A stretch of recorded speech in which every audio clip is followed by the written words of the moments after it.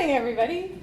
We're here to talk to you about Backdrop CMS, which is the Drupal fork. How many of you have heard of Backdrop before? Okay, that's great. Most of our problem is getting people into this room, especially at a Drupal event, because they're here for Drupal. They've never heard of Backdrop, and they're like, why would I go to a session about something that I'm not here to learn about? But we're hoping that those of you who have heard about it or curious about it, we'll show you a demo at the end of the presentation so you can actually see it in action.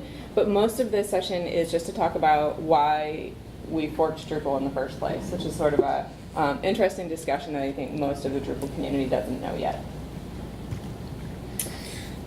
Backdrop is a CMS, as you would imagine, as being a fork of Drupal, but it's specifically focused on a different audience.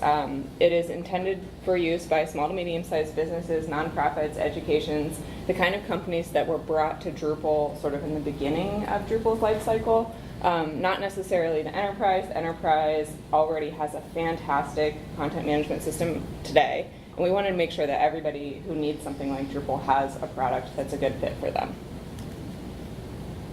In the world of Drupal, and I am personally guilty of this too, a lot of times what happens is people will come to you and say, I have this particular problem, and if you're already over the Drupal learning curve, you often see the solution to that problem in Drupal, even though there may be other great solutions to that problem out there.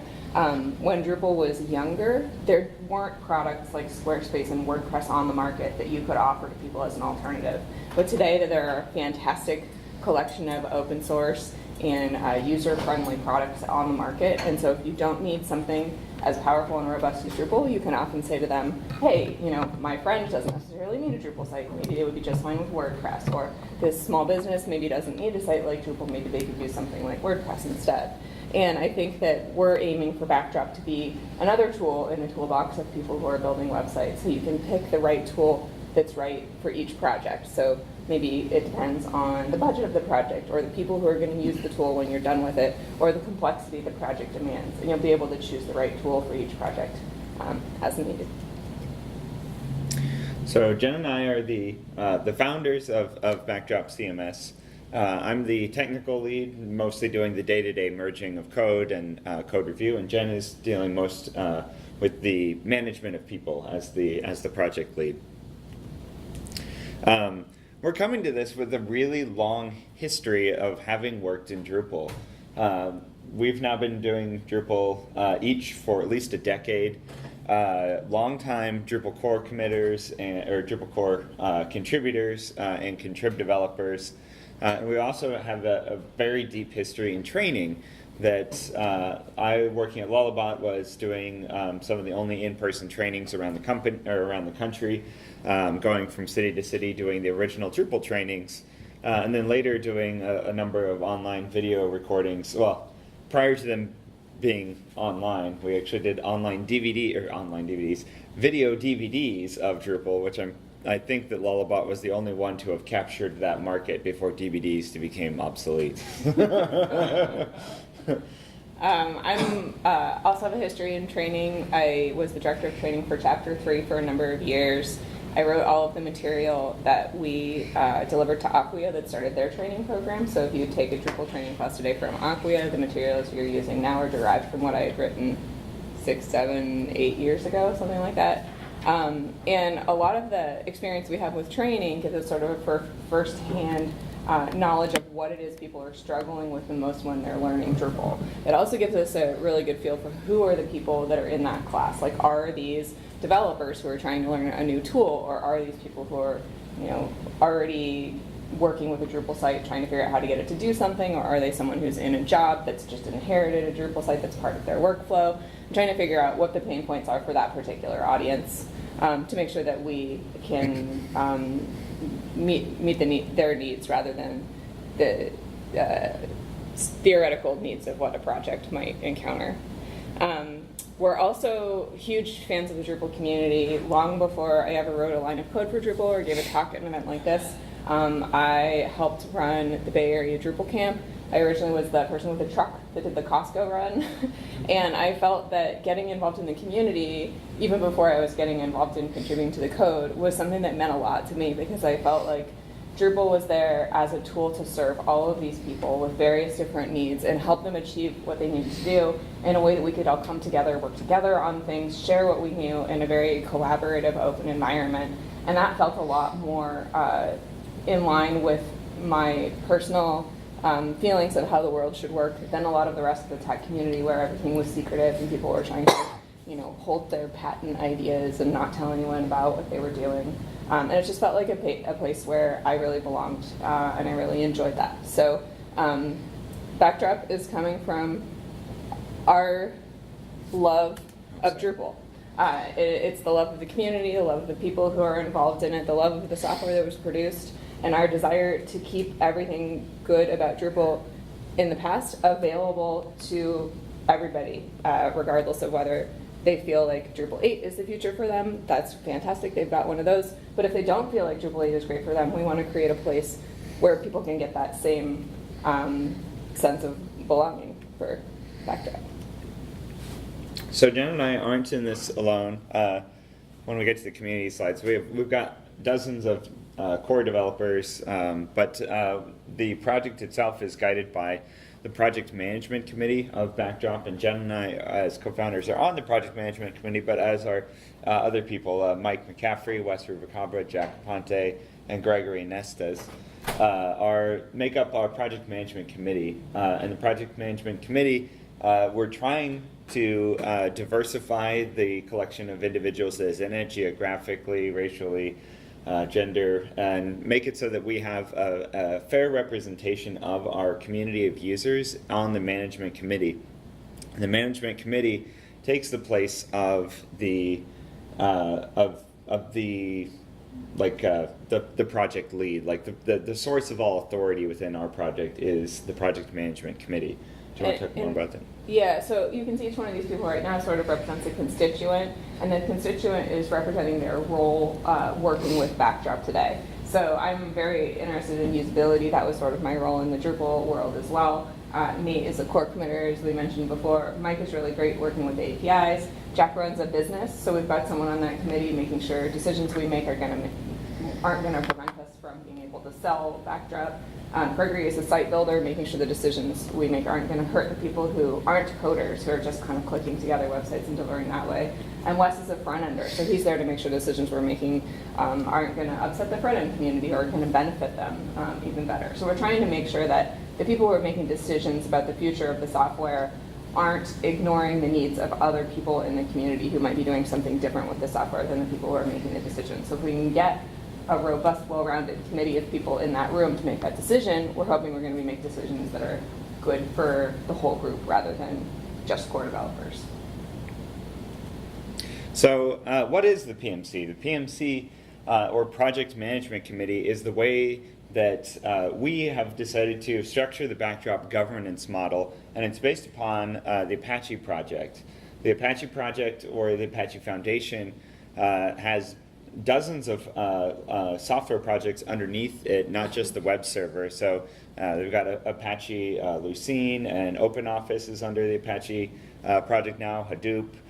Dozens of software projects are all run with this same model of let's collect a group of individuals who are responsible for managing and steering the objectives of the project, and then when conflict arises within the project, or there's a question about where to go, the PMC is responsible for collectively reaching a decision by vote, just typical majority wins usually situation, to unblock the progression of the project.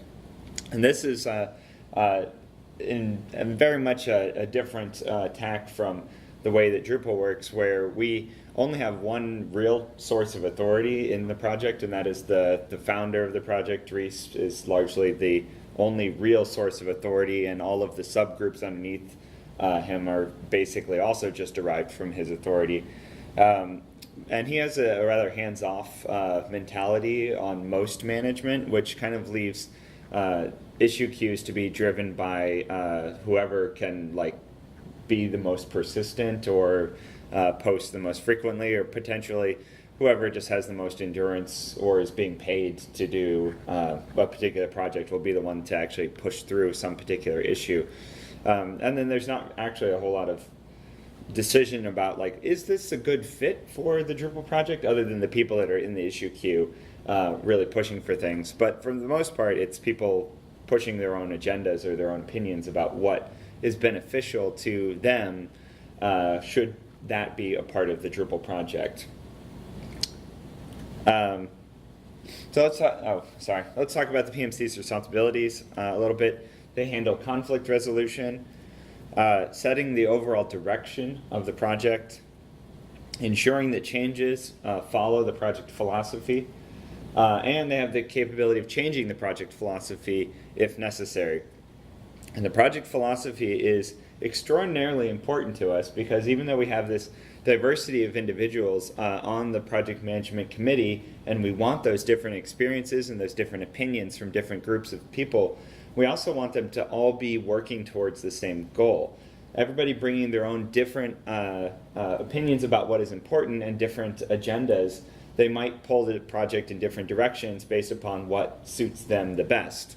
But if you define the philosophy of a project, then those different opinions are really valuable to diversify the viewpoints from which you're progressing. But as long as you all agree on where you guys are heading, that diversity increases your power to actually make the right decisions for the project. And so in order for the PMC model to work in any way whatsoever, the project philosophy has to be defined. You have to set out a course for where you are trying to take this software. You can't just let everybody bring in like their own idea of what the project actually is. Otherwise, the PMC would often end up being like in conflict with itself, like everybody saying, I have this use case and I have this use case.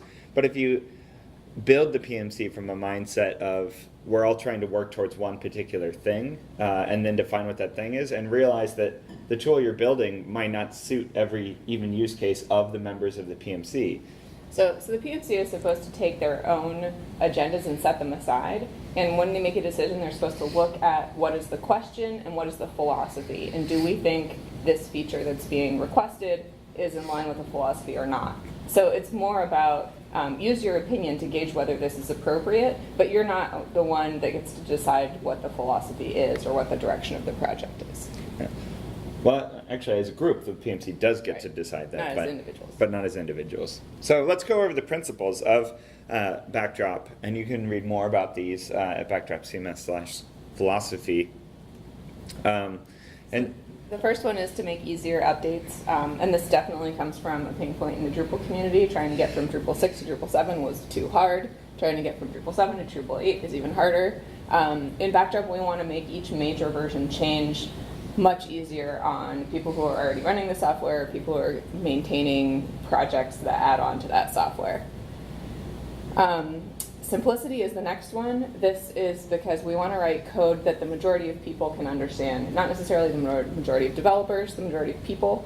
And that also comes from an increasing complexity in the Drupal code base. Coming from Drupal, we're trying to bring that back down to more people. The next one is focus, so making sure that only features that benefit at least 80% sites that are running it, that the Backdrop project get included in Backdrop core. So if we have an edge case that somebody really needs something really sophisticated, we'll say that's fine, you can do that, but that's not going in core, it's going in contrib. The stuff that goes in core needs to benefit the majority of people running the software, and hopefully that'll make us have a leaner, better tool out of the box. Extensibility, obviously it's very important for everybody to still be able to get their needs met, so that's why we have fantastic APIs. Drupal already had fantastic APIs. It's important for us to maintain that so that anyone can add, contrib, or custom extensions in order to get what they need out of the project.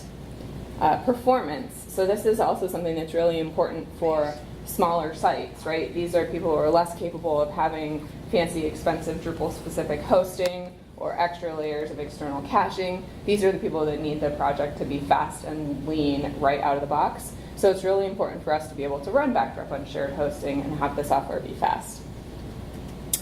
And releasing on time is also really important to us in the Drupal world. Up until the release of Drupal 8, Drupal was always released when it was ready, and that is a very hard date to schedule a budget around. It's a hard time for developers to put time aside in order to work on it.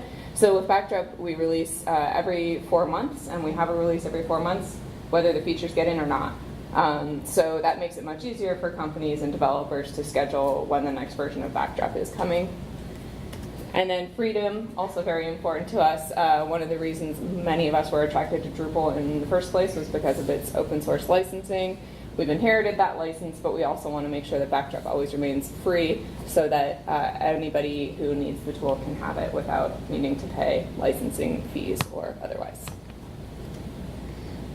So if we consolidate all of our values, we have the Backdrop mission statement, which is Backdrop CMS enables people to build highly customized websites affordably through collaboration and open source software.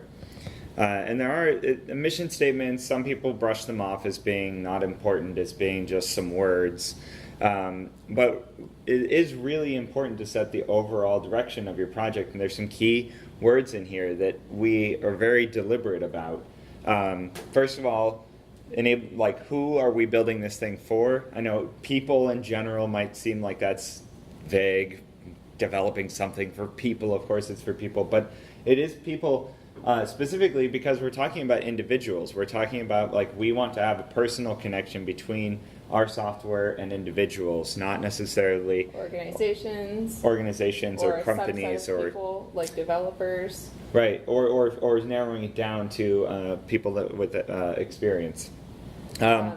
We also want to make sure these websites are highly customized. We're hoping this will set us apart from the Squarespaces and the WordPresses of the world, where those tools might not be as customizable as something like Drupal.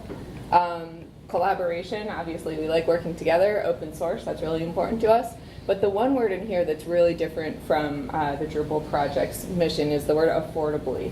And we want to make sure that this is software that is attainable to most people. So not just affordably in terms of the initial cost, which is zero, which is great, but in terms of long-term website ownership. So let's look at that a little bit more. How can we make web development more affordable?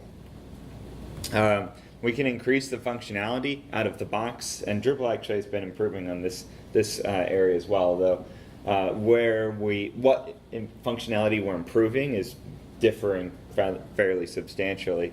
So making it so that when you download the product, you download the product and then your second step is start configuring it, as opposed to your second step being now download the other 10 modules that you always need on every single website, because that kind of step that you have to know about in order for the software to be useful is a barrier that it's preventing people from getting onto the platform and increasing the learning curve if they need to install more modules and more functionality before they even start making their first page. Improving the user experience is something that will help decrease the cost of web development, because the less time people spend bouncing from page to page looking for that setting they're trying to find, or reading all of the description text on every field, the faster that development process is going to be. Most development is done hourly. If we can decrease that number of hours, we're going to be saving people money. The next one is improving the developer experience. So digging in the code, how long is it going to take you to debug something? How hard is it going to be for you to understand all of the systems that are in play? If we can make the developer experience faster and easier, that's also going to be saving people money. Making ownership and maintenance easier. So once you have launched your website, what do you have to do now in order to keep it going? If we can make the number of updates fewer, or the number of time you have to get into the code in order to maintain stuff like that less, if we can give you more tools that'll make that better, that'll decrease the cost of long-term ownership. Making upgrades faster, so again, going from major version to major version, this goes back to our philosophy. If we can make that a less painful process for everyone, that'll make web development more affordable.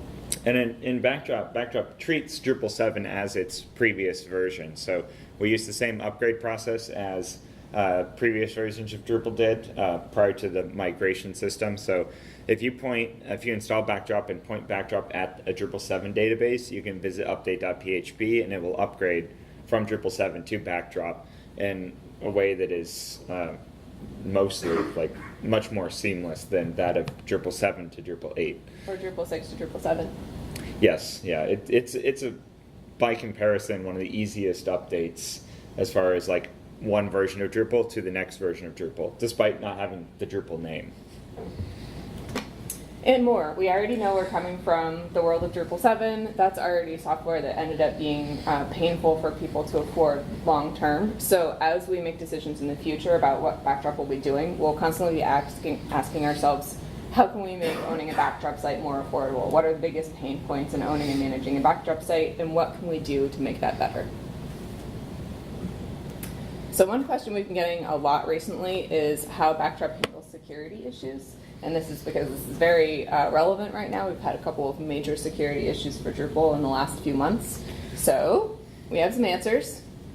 So first of all, we're on the Drupal security team, or at least I'm on the Drupal security team. And I got pulled into all issues that affect Drupal core. And we work together to solve the problems that affect Drupal core very frequently, because Backdrop and Drupal 7 are nearly identical in their core code bases. I'll actually work and re-roll the patches for Drupal itself, Drupal core itself. And then every single time there is a Drupal security release, we also coordinate that with Backdrop to make it so that our releases come out on the same day, within a few hours of each other typically, to release security releases at the same time. It's also great because we do have slightly different code base. Like, we end up like just modifying it ever so slightly, so it's like yet another like testing mechanism where it is guaranteed that every security patch at least is tested on Drupal 7 and on Backdrop, because we have to test them all individually. So overall, it makes for better collaboration and more eyeballs on every single project that comes through, or every single security patch that comes through Drupal now has another set of eyes working on it.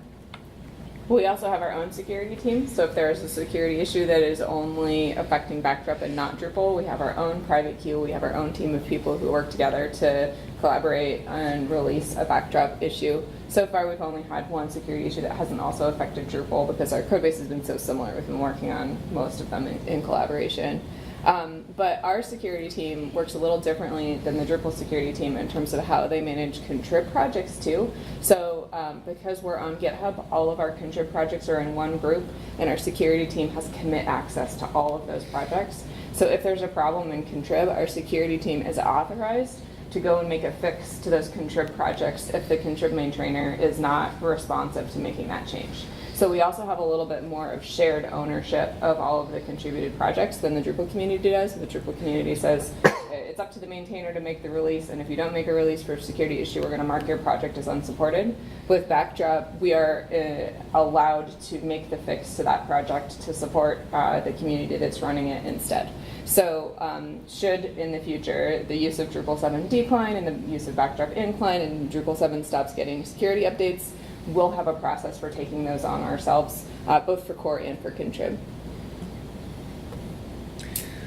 So release schedule. Backdrop came out January 15th, 2013. We've 15. had 2015. Right. We've had actually 11 on-time releases. We just had the last one May 15th since Backdrop came out. So we've got a pretty good track record of getting the software out when we say we're going to, which is fairly exciting. Our release schedule is the 15th of January, the 15th of May, and the 15th of September each year. So if you want to know when the next version's coming out, it's going to be September 15th, 2018. And we have a lot of goals that we try and set for each release. And if the goals aren't met, they just get bumped to the next release, and we release the software with the goals that have been met.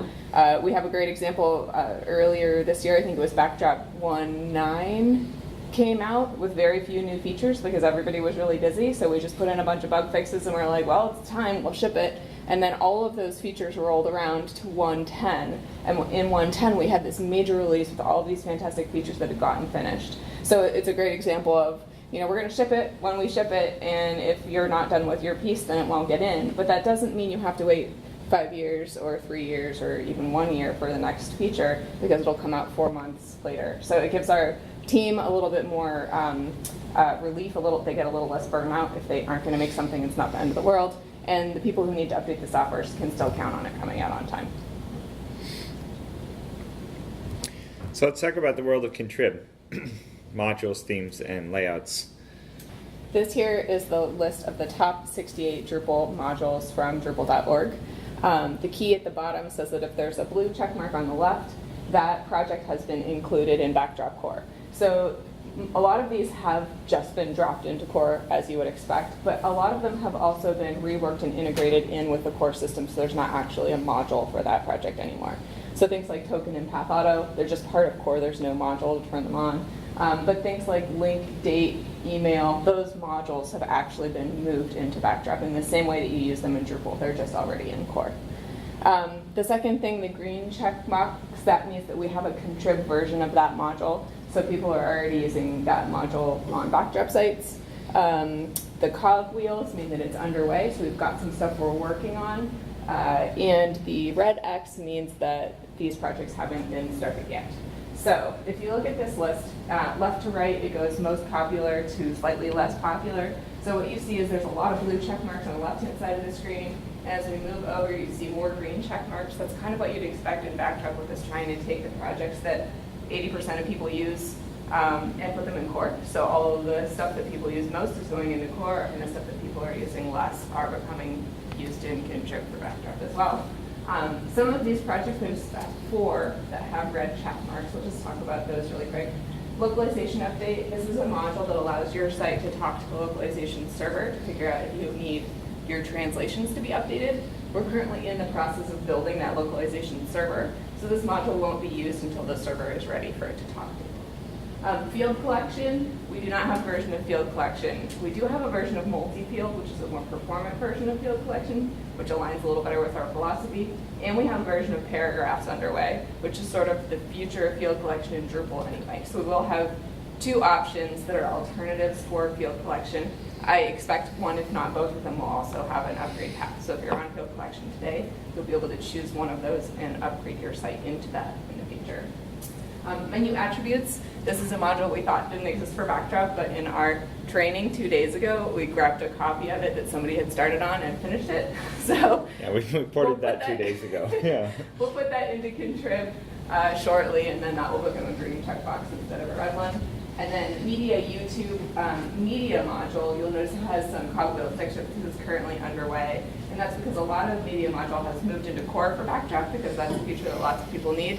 And then there's a lot of media module that doesn't yet exist in contrib for Backdrop.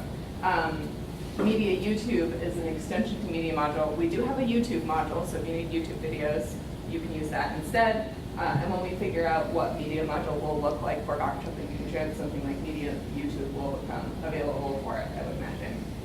And then use PHP. In general, we don't like to put PHP code in the database, so most of us have not been working on that, but I would not be surprised if somebody needs it and it'll get ported before long too. So of the top 68 Drupal modules, you can see 4 of them aren't available. Most of them have alternatives that you could choose to use today, everything else seems to be happening in contrib. And part of the reason most of these contrib modules exist already is because we're trying to make it as easy as possible for people to take a contributed module for Drupal and use it on a Backdrop site. So, in terms of what has been included in Core, this is a mostly complete list. This includes things that aren't in the top 68 modules. There's a little asterisk on some of these where the module itself hasn't been included in Core, but either the feature that it's providing is included in Core, so something like CK Editor. There's a CK Editor in Drupal, but it's not the CK, or in Backdrop, but it's not the CK Editor Drupal module. Or a comparable alternative has been provided. So let's see, something like module filter, which I think is on this list, hasn't been put in Core, but instant filter has. So that's the comparable alternative that we're using. All right, so we look at the total number of modules, themes, and layouts. In the contrib group, there are 461. So these are projects that people are actively working on today. If you look at the number of modules that have official releases on backdropcms.org, there are 365. So there's about 100 project difference there. Obviously, if you look at the number of contrib projects for Drupal, we're in the thousands. If you look at the number of contrib projects for Backdrop, we're in hundreds. That's not super confidence building, but if you look at the fact that we have 365 out and 100 more on the way, that should give you some confidence in terms of how much people are working on getting projects ready for Backdrop. So we've got a lot of stuff coming soon. Let's talk a little bit, let's talk a little bit about the Backdrop community. In terms of numbers, there are more than 10,000 Backdrops. There's more than 10,000 downloads of Backdrop. On the Backdrop website, there are more than 1,000 members. Currently, live Backdrop sites, there are 543, and there are about 85 people that have contributed to course so far, and 72 people who are currently maintaining the contrib projects. Also on backdropcms.org, you can list your company as being an organization that's looking to work on Backdrop, and there are 43 companies, most of them Drupal companies, that are currently open to taking Backdrop work. So if you look at these numbers compared to the Drupal project, it's not comparable, right? Backdrop is a much smaller project. But if you look at these numbers compared to other open source software projects, these numbers are actually really good. When Backdrop was first on GitHub, we were one of the fastest growing projects there. It's just hard because the Drupal community is so large to keep in mind what this looks like compared to the rest of the world. So if you are interested in finding the Backdrop community, we gather in several different places. All of our issue queues are on GitHub. We have a live chat that uses your GitHub username called Gitter, which you can access directly from your browser. We have a forum website, so if you have questions and don't necessarily need to be in the issue queue, you can go to forum.backdropcms.org. Our website itself is backdropcms.org. And of course, you can find us on Twitter at backdropcms. Every week, we have 2 meetings, Thursday at noon and Thursday at 1 p.m. Pacific time, which is 2 and 3 here. And those meetings are open for everybody to attend. Every meeting has an open Q&A section at the end. So if you're working on something and just want to bounce an idea off of people, that's a great place to do it. The meetings are specifically targeted, so we have one for design and usability, we have one for community outreach, and we have one for developers. So if you have a code question, there's going to be more developers in the developer meeting. If you have a usability question, there's going to be more usability people in the usability meeting. But we do try and target those meetings so that nobody has to attend all of them. I think that's it, right? Yep. Yeah. Time for demo. So now, I know that this presentation was called the philosophy session, but we submitted a second session that we didn't get in. So we're going to kind of consolidate the philosophy with the demo, which is kind of our standard presentation anyway. So let's do that. Wait, should we do questions first? Oh, I yeah. saw a question earlier on the contributed modules. Oh, yeah. I was wondering, did you guys have to go and seek permission when you were putting in a lot of those ones that weren't for? No, but most of the time when we're working on contributed projects, we have a sort of a best practices. It's like step 1, communicate with the original module maintainers. So even though we're not required to, because it's open source and you can do whatever you want with it, we like to do it anyway, just to respect the fact that other people are working on these projects. For core, it's a little different. We try to keep the contrib projects improvements in Drupal in sync with our core projects, so we're usually cross-porting patches and stuff. But I don't think there's a lot of direct collaboration with the module maintainers in Drupal contrib. There are a couple of exceptions for that. Things like views that are have security releases that need to come out at the same time as Backdrop core security releases. We're working with them to make sure those happen at the same time, and we sometimes cross-test things on both platforms. So it'll depend. I think we aren't required to ask permission. We like to do it anyway as much as possible, or at least be friendly about it. Hey, we're going to take your thing because we love it. Do you want to work with us? If not, that's fine. We'll do it ourselves. But being just kind of respectful of the fact that other people have put in a bunch of time, offering to let them help if they want to, but also volunteering to take on the burden of that work if they aren't. Because most Drupal contrib maintainers are really busy, and so asking them to do more work is sometimes not helpful. But being hey, if you would help me, I will do the work, is kind of a benefit to them. So oh, you're going to do more work for me. You're going to go through my issue queue and test all my patches or whatever. They find that beneficial. So we're trying to be friendly and collaborative in as many ways as possible while also stealing their code. So will you end up with duplicate issue tracks then? We do have issue queues in like the Drupal queue and the Backdrop queue. Sometimes issues will turn up in both and we try and cross-link them. But what we're thinking is right now the majority of activity is happening in the Drupal issue queue, but when Drupal 7 reaches end of life, that's going to stop. And we've actually already seen a lot of Drupal 7 projects stop making progress because people are focused on the Drupal 8 versions. And so then the majority of the work shows up in the Backdrop queue, and then we can go and look in the Drupal queue and see if there's a common issue, but if there's not, we can fix it in Backdrop and post a patch over there. So we're trying to keep the two because we know that the Drupal issue queue won't be active forever. Yeah, actually, I was really surprised here. Like in the porting documentation on api.backdropcms.org, I clicked on the link for Backdrop port, and there are 5 pages of Backdrop ports, which I guess I think there's 20 per page here. I don't know, it might be more. 50, I think. 50? Well, that would make it so that there's 250 open issues that we have communicated with the Backdrop community. Hey, we're going to port your module to Backdrop. And actually sometimes contributor or maintainers are like, awesome, I want to do that, and then they actually make the port directly. But most of the time they are just like, okay, well, thank you for doing my work for me. yeah, have at it, you know, and then it ends up being ported over to Backdrop by somebody else. The first theme I made, I opened an issue and was like, I ported your theme, and the guy who wrote the theme's like, you didn't do a very good job, I'll fix it for you. And I was like, thanks. So, yeah, it's great when they come in and take over and they're like, oh, I want to do that myself, thanks for the start, I'll fix all of your mistakes. So. I was wondering how you determine, because you said that you try to keep the set of core features to the 80%. Yeah. How you figure that out? Yeah, so that's an excellent question.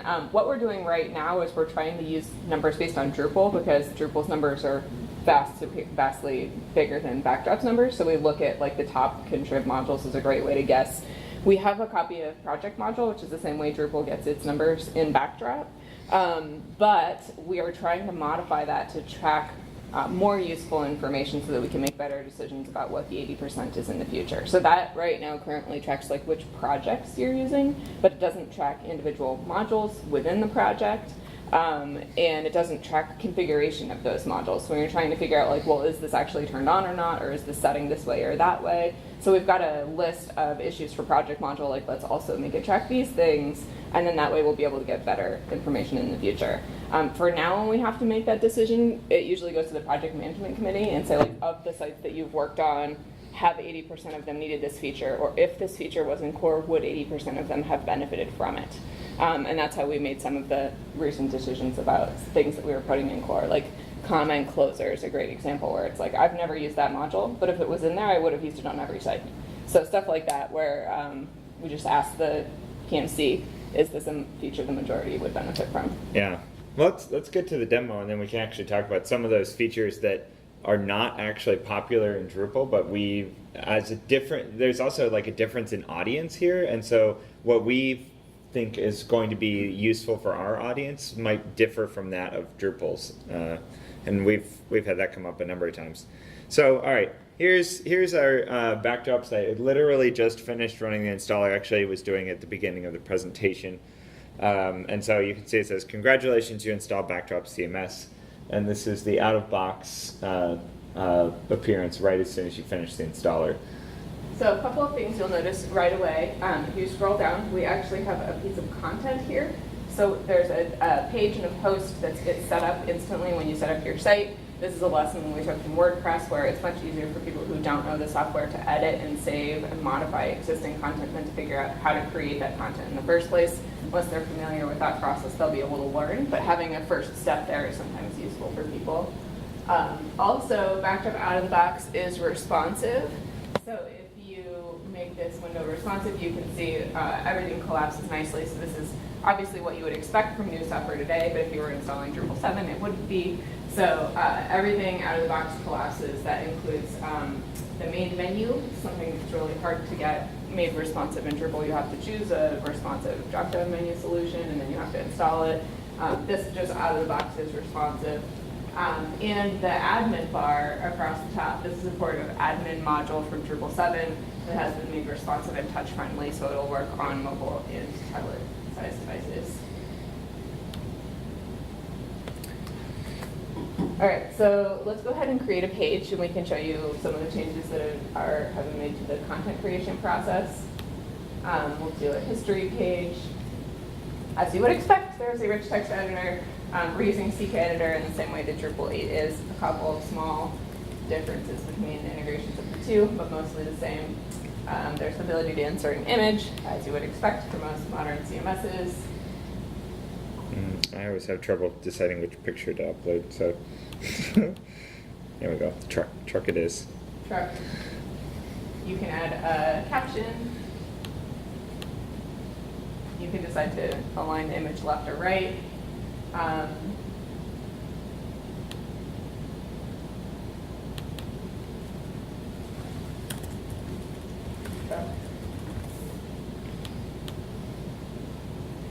then you can use the alignment buttons to snap that around where you'd expect it to go. If you scroll down, you can see we have the same vertical tabs as Drupal 7. We've got some new options, though, available. The ability to publish now, the ability to save this post as a draft. This is the same as making it unpublished, so that's in core in Drupal 7. But we now have a schedule for later option. This is a feature provided by the scheduler module in Drupal. It's also something that you get out of the box in WordPress. So one of our major issues is to have feature parity between Backdrop and WordPress, because Backdrop is supposed to be everything WordPress can be plus more. So we want to make sure you can do everything you can do in WordPress, or we're not going to be attractive to that WordPress audience. So scheduler is something that they have in core for WordPress, so it's a feature that we've added in core for Backdrop. So if you want to write a post and have it go live tomorrow at 9 in the morning, you don't have to log into the site at 8:59 and click the publish button. You can just schedule it and it'll automatically go live at that time. Operating information is the same as it was before. Oh, sorry. The date field is a date field. That's the only thing that's different here. URL settings, though, out of the box we have token and path auto, so you automatically get a clean alias for all of the core content types, so pages and posts have that enabled. And there's a link there to configure the settings for other content types if you wanted to. Menu settings is the same, and comment settings is mostly the same. So if we provide a menu placement for this item, perhaps beneath the About page, you can see what will happen when we do that. So now in the menu, there's a drop-down menu that automatically appears when you nest your content. So this is just kind of something you'd expect, but in Drupal it's hard to make that happen, so we made it easy. All right, so let's make a new content type. Sure. So we're gonna make a new content type. Structure, content types, add content type. We'll call it a project. We'll pretend this is a portfolio website. You can change that to project name or not. A couple of things you'll notice that's different here in the vertical tabs. First option is the same as it was in Drupal 7. We have an issue to move that somewhere smarter. But publishing settings, this is where you can control whether people see the sticky checkbox, which we might not have noticed was missing from the page content type, also the promoted to front page. So if you don't want those options to be available to your editors, you have the ability to configure the user interface a little bit more. This also gives you the option to turn on or off the ability to schedule content. So if you don't want your content to be schedulable, you can turn that off. And a couple of other things that are different here. Permissions. In Drupal, the permissions matrix was somewhere else. When you create a new content type, people would often forget to set the permissions for their new content type. We've just added those settings here in addition to the other place so that you don't forget them. Same thing is true for the URL alias pattern. That's another thing that often lives somewhere else in administration. We put it here just to make it so that you didn't forget to set an alias pattern for your content type. Revision settings. This is also something that's different in Backdrop. In Drupal, the only way you could turn off the ability for people to be able to create or add messages for revisions was using the permission system. This just lets you, again, have finer-grained control over creating that content creation screen, making exactly what your editors need. Menu settings, same as it was in Drupal. Display settings, slightly improved. We just let you separate the picture from the date. And then comment settings, also mostly the same marginal usability improvements here. With one, Oh, this is new. right, Just new this feature. next week. So now you have the ability to automatically close comments on a piece of content. So this is a great spam deterrent rather than letting your comments stay open forever. So then you can close a period of time after that post has been published. We'll make it so that you get comments right away, but then you don't get spam comments years later. So we've also added some button colors here. So the button you're supposed to click on any form is probably going to be bright blue, and the button you're not supposed to click will be secondary color. So if we go ahead and add some fields on this content type, we could set up a date field, launch date or something. This is now contrib module in Drupal 7 in core and Backdrop. And we could add, oh, we should configure it. Okay, so we can turn off hour and minute.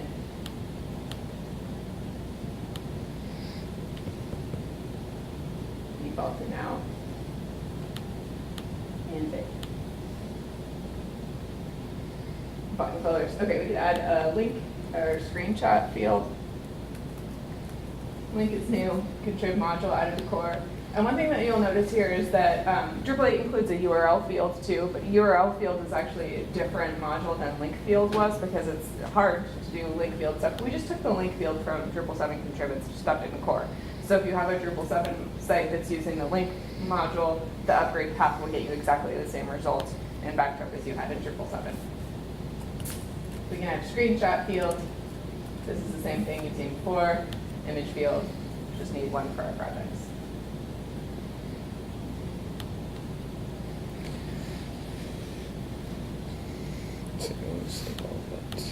So again, it's mostly the same thing. There's been some very minor changes, like any field that's a number is now using a number field, so that if you were on your phone, it would open up the number phone, like number keypad instead of text keypad. For the most part, it's the same as what you experienced in Drupal 7. There's also some minor usability improvements in places we changed the labels of things to be more intuitive, but for the most part, if you use Drupal 7, this is going to be very familiar to you. You know, what's funny is that we've gotten so used to seeing things, we sometimes forget to mention them, that this administration theme is improved. Like it's still actually called 7, but it's been redesigned and refreshed and updated to the point that it's not really 7 anymore. For practical purposes, you could say Backdrop has both a new admin theme and a new front-end theme out of the box.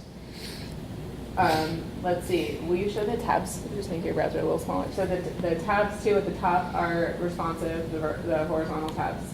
So if you're on a mobile device, those will work. And then same thing on the edit form, we'll show you in a minute, the vertical tabs are also responsive.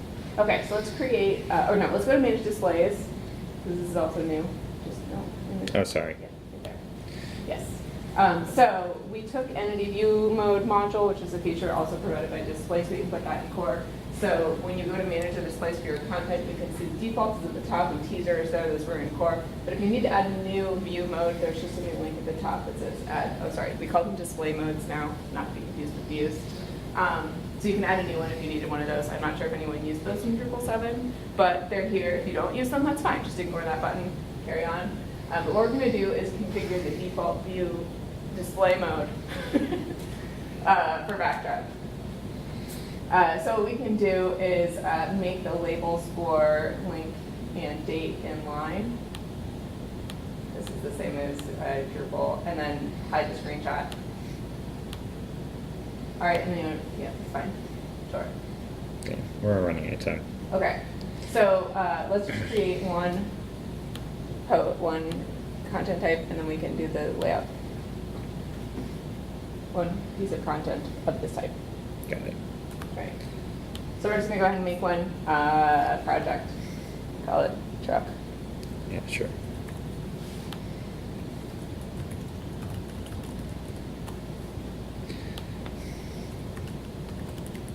Truck.com. Oh yeah. Just pretend we built truck.com. We'll pretend this is a screenshot of truck.com. Okay, will you just really quickly show these are responsive All right. tabs? So there's vertical tabs here. I think, so Wes spent a really long time making our vertical tabs responsive. They work on composite tablets too. It's hard to do. I don't think it's done in Drupal 8 yet. All right, so let's save that. And then layouts is something that's significantly different between Drupal and Backdrop. We took the panels module for Drupal 7 and ported it to Backdrop, threw away the user interface because that confused everybody, and built a new one.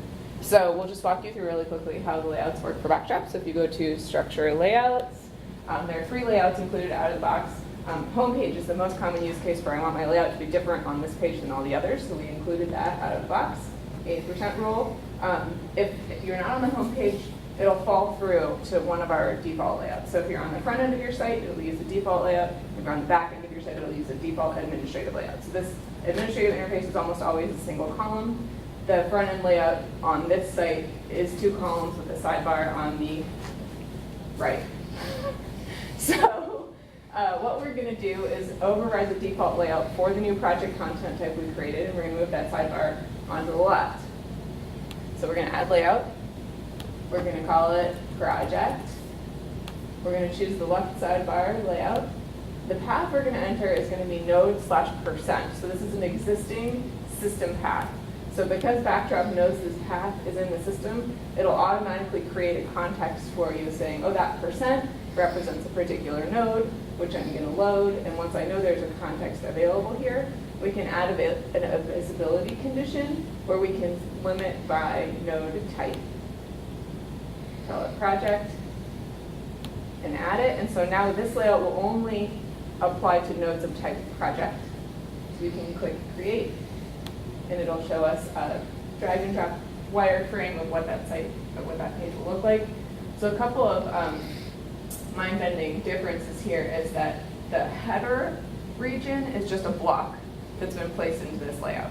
And every time you create a layout, it makes a copy of your default layout. So whatever blocks you had in the default layout will already be placed into this layout when you add a new one. We figured it was much easier for people to remove stuff than to try and recreate them exactly on a different layout. So your header block here is different. So if we click configure, you can see the settings that used to be theme-based settings for whether you want your logo or site name or site slogan to appear. They're now just settings in the block for whether they should appear in the header of your site or not. Some other differences about blocks in Backdrop, if you go to the style settings, this is a lesson we learned from views, is that here you have the ability to, for example, add a class onto your block right here, block class module from Drupal 7. But if you wanted more control than just adding a class on the wrapper, you can change the style from default to dynamic. And now you get control over the wrapper tag around your block, the classes on the wrapper tag, the heading level, if you want that to be a 3 or a 4 instead of an H2, the class on the heading tag, the content div, if you don't want a div tag around your content, you can remove that, classes on that as well. So you can get really fine-grained control of your block markup from this interface in the same way you can get that fine-grained control over your views fields in the Views UI. Okay, so what we're going to do on this page is add a sidebar block, or add the image into the content area. So we have one block for every field. So as we added that field to the project content type, a block became available for it here for screenshot, field, screenshot. And these field blocks are only available on a layout where you have a node context available. It's like, oh, these are the fields that are on nodes. Here are all the blocks that you're able to place on your node context layout. And the settings you see here are the same settings you'd see in the fields display interface. And then we could do something super crazy, like grab the main page content and drop it into the sidebar. Not necessarily a real world use case there, but it is something you can do very easily in Drupal. So we'll just go ahead and save this. And then if we go and check out our truck content, we can see the layout has the Yeah, I sidebar. It's totally right. should have disabled comments on this one, but That's fine. You can put a comment thread over there. All right, so because we're almost out of time, we're going to show you the last major difference between Backdrop and Drupal 7, which is configuration management. And the way that we're going to demonstrate this is by taking all of the site building that we've just done on this Backdrop site, which is on Nate's local computer. We're going to export it all. So this includes the new content type, the new fields we added to the content type, and the configuration to the new layout we just added. We're going to do a full site export. So from this user interface, we say, give me all of the configuration, and it'll export all of the configuration files into a little tar ball, and it'll send them to Nate, and Nate will download them. And then he's going to go to a Pantheon site that he set up at the very beginning of this session. He's going to go to the configuration management section of the administration. and he's going to do a full site import.